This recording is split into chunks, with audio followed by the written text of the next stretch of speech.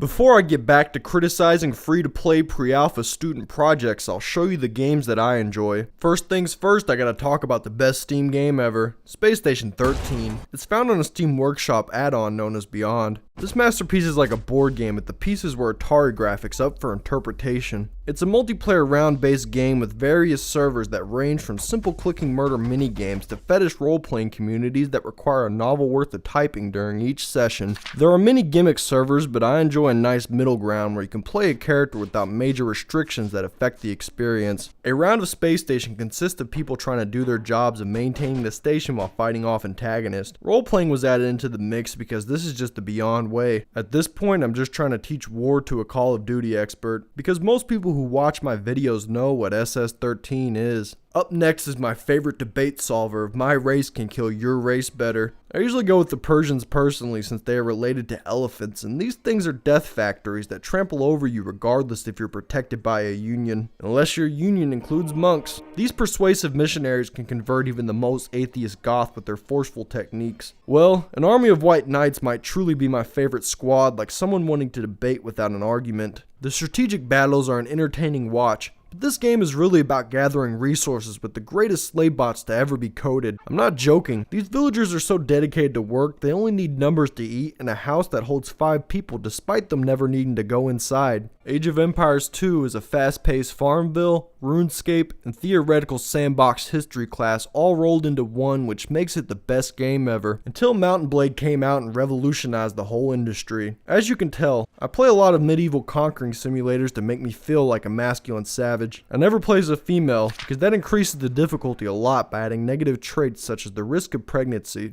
which usually kills the woman during this era. Another drawback is the fact that you will only ever be able to achieve the lesser paying hourly wage job of queen. Enough with the misogyny. That term did not even exist back in these days. It was just life. People did not have time for feminism since they were too concerned with riding around in their soldier-filled Trojan horses. This form of travel may have taken longer, but they could literally fit 100 people inside of a horse, including the cavalry units. Anyways, Mount & Blade sometimes offers a more repetitive grind than an MMO based around skateboarding. Yet, I always find myself recruiting villagers, training an army, and being imprisoned by a superior lord. Then, the cycle repeats itself until you become a king like the American dream of a monarchist. Sports and political activism go hand in hand. AKA, I like basketball and making super mutant teams that take over leagues. I already make too many basketball references as is, so instead, here's the classic clip of Booker T calling Hulk Hogan a nigga. Hulk Hogan, we coming for you, nigga!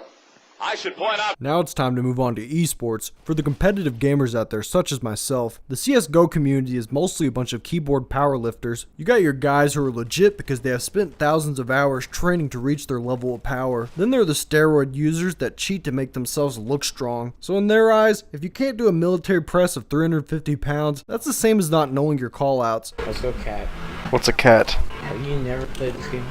Oh, I play this game all the time, man. What the fuck are you talking about cats and shit? He really got you from the alleyway there. That's called catwalk, buddy. Yes, let us go through this hallway over here. I'm gonna kill you, Palmer. I'll just stick to the Zumba class of shooters. Timesplitters 2 is on my Steam wish list, as in I wish this game was on Steam. I had Timesplitters 2 on my GameCube when I was young, but I lost it in a landfill of boxes known as my old abandoned foreclosed house room. A few years ago, I tried to reacquire the fossil, so I sent $15 to a stranger on the internet. And after a couple of weeks of not splitting time, I became worried. There was a number I called, and honestly, an Indian dude answered like a stereotypical customer support line. Then he fed me some sob story about how he had to take his pregnant wife to the hospital, but he reassured me that my precious, more important than his child game is on its way. Of course I was scammed, and he never answered any more calls. I don't even remember the site or his name. Only thing I know is he was a con artist based in Baltimore. Maybe one day I can capture card some Timesplitters 2 on a primitive console. Or shit, do they have it on emulator? Here's another great Steam exclusive. This classic lets you choose your class, unlike in real life. Although no matter what you pick, you will be a task servant disguised as a hero. I usually go with the barbarian or necromancer so I can experience both sides of popularity. The jock and goth are both infamous for different reasons. The captain of the football team can smash any enemy that gets in his way, while the poet with the liver filled with darkness can influence the dead to do his bidding. My class selection all boils down to how much I want to click, like deciding on what's the one elective I'm going to take online at a liberal arts college. One thing is certain though, make sure you play this game with friends, because I got all this footage playing solo and it's not the same,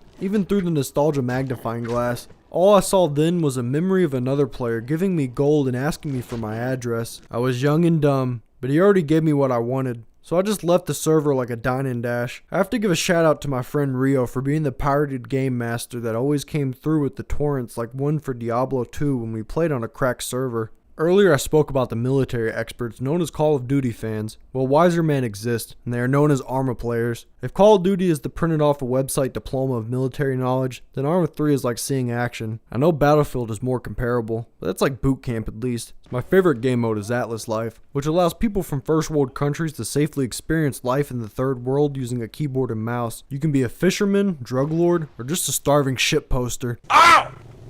God dang cut! This is America rolled into a big fat blunt laced with explosives. However, the high this game provides is comparable to smoking salvia and watching fireworks. So in short, it's probably great. Edgy nihilistic babies that like to kick and piss on people rejoice. Your 3D model murder victims range from terrorist convenience store owners to realistic game developers. Take out that pent up form posting aggression on every stereotype available, like breaking into cars and stealing the sound systems in the parking lot of a diverse Section 8. A brief summary of this game would be you're an errand boy that can choose to kill people if you want. So it's like you're the lowest ranking member in the Trenchcoat Mafia, bullet shield status. Some weebs probably not even from Japan thought it was a good idea to rip off Newgrounds meat and fuck games in order to make a game where you pet anime cat girls for hentai points. I got this game as a gift and it's the worst point and click adventure I've ever played, because there's no point in clicking on anything due to lack of an adventure. I could not appreciate this slideshow of cat girls, since I do not get the appeal. Imagine if the roles were reversed. Would you still find it attractive? Are cats with human ears not sexy to you? Fucking sexist scum.